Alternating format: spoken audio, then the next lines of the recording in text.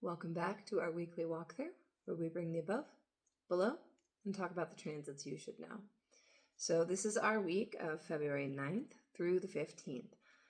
And it's a busy week. We have a couple of really important ingresses, and we are in the thick of it. So our theme of the week is just do it, which is, we have the classic Nike statue. And it's very broken and worn down, but still somehow motivational thousands of years later. I actually don't know how old that particular statue is, but the goddess, And our challenge card is the Four of Wands reversed with our two grannies knitting. And so this combination is very much Aries Saturn, which we will get this week.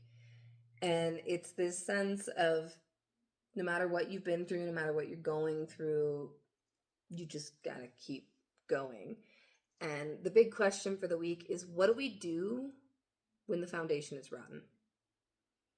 And in terms of finding those answers, we're gonna start on Monday with the Scorpio moon square the sun. It's our half moon, waning towards the eclipse, and we are fully in the eclipse portal now, which means pay attention to these events because it's going to be an Aquarius eclipse. It's going to be a new one in the series, and the first eclipse kind of sets the stage. And to no surprise, we have our Black Moon card, which has a rabbit running through the dark, and it's about the need to move quickly through harsh spaces. And with our fallen moon, who's also going to oppose Uranus and trine Saturn, there is some stress on Monday. Like Monday is kind of just about getting through it, particularly because we're feeling what's coming. We move over into Tuesday, and for a lot of you, this aspect will actually be Monday night because it's at 12 a.m. on the dot, Mountain Time, and it's the Scorpio moon square Aquarius Venus. Not a fun vibe, but it's one that can cause us to really look at like where our relationships are draining us. Then the moon drops over into Sagittarius, trines Neptune, and then Venus moves into exaltation in Pisces at 3:18 a.m. Mountain Time. Sagittarius moon sextiles Pluto, then squares Mercury before hitting the bendings just before 7 p.m. So Tuesday is a bit of a mixed bag. It can feel draining and confusing, but also like, okay, like maybe there's hope. Maybe we can do this. Because with our fallen Mercury but exalted Venus and then the nodes at the bending, it's kind of like a good time that's confusing. And so with this Strength card reversed, I want you to think about what makes you feel resilient and vitalized, what helps you. Like, what are the relational gifts you can bring when you're feeling down? We jump over to Wednesday, and the Mercury pre-shadow will officially start in the afternoon.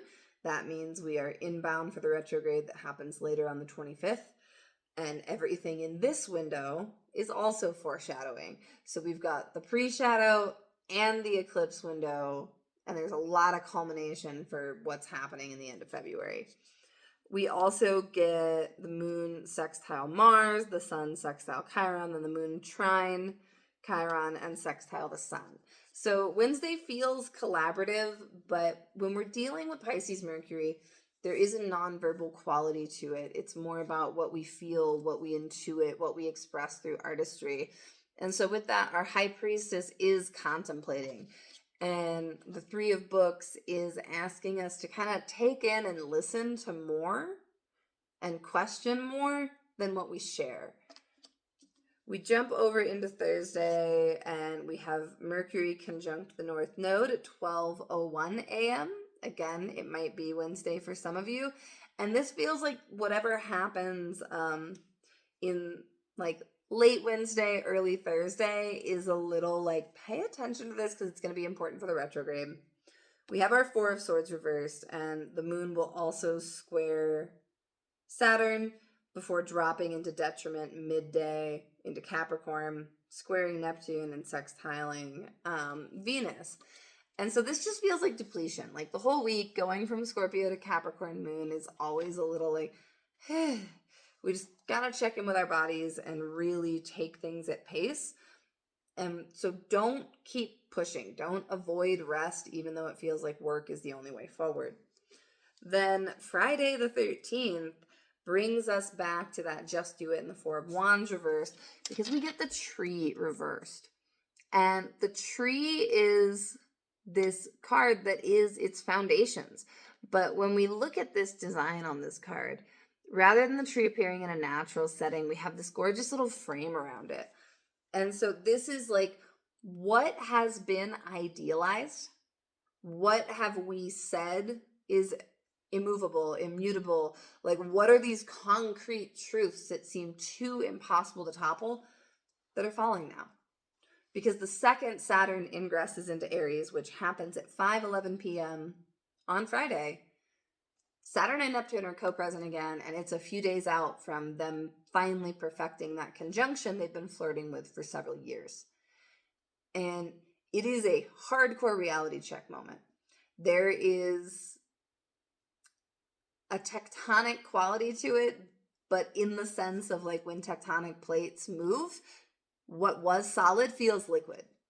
The ground begins to flow, particularly in Aries. Like, we can also go with magma metaphors. Like, what happens when the immutable and the immovable suddenly start shifting beneath your feet?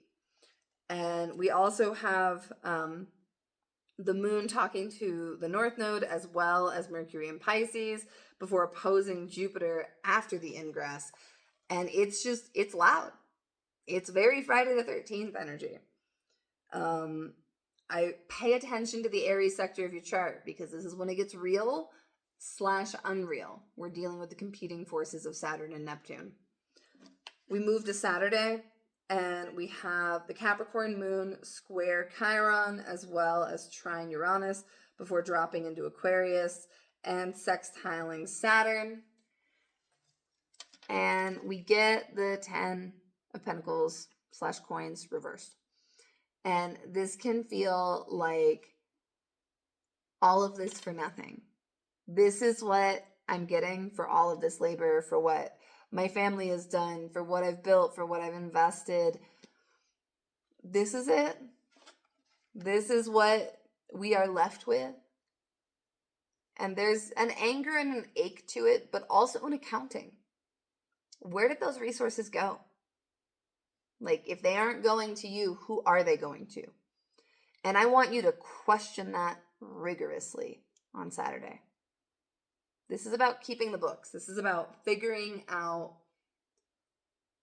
where they've actually been invested in more subtle ways that may be a good thing, and where it is nothing but a net loss for you and yours. And when you find that, the next question is who and how. And then on Sunday, we get the Aquarius moon sextile Neptune, Mars conjunct Vesta, and the moon conjunct Pluto, and then the sun square Uranus in Taurus, which will be the last time that'll happen from Aquarius. And we have the Two of Swords, which is a particularly telling image in this deck. When there is no good answer, when push comes to shove, the only thing we can do is close our eyes and ask which loss of the inevitable losses is most tolerable. Because if something's got to give, it's better for you to pick what and to commit to that than have the choice taken from you. So this week is the week to really kind of grit your teeth, grab the go bag, have all your supplies on hand for what you need to do throughout the week, and just be prepared. Be prepared, be ready, and bring in some extra padding, because it's going to get a little gritty. Be there for each other, and start asking yourself in that Aries sector of the chart, what does bravery really mean to you? All right, y'all. That is our week. And Let me know what you think in the comments.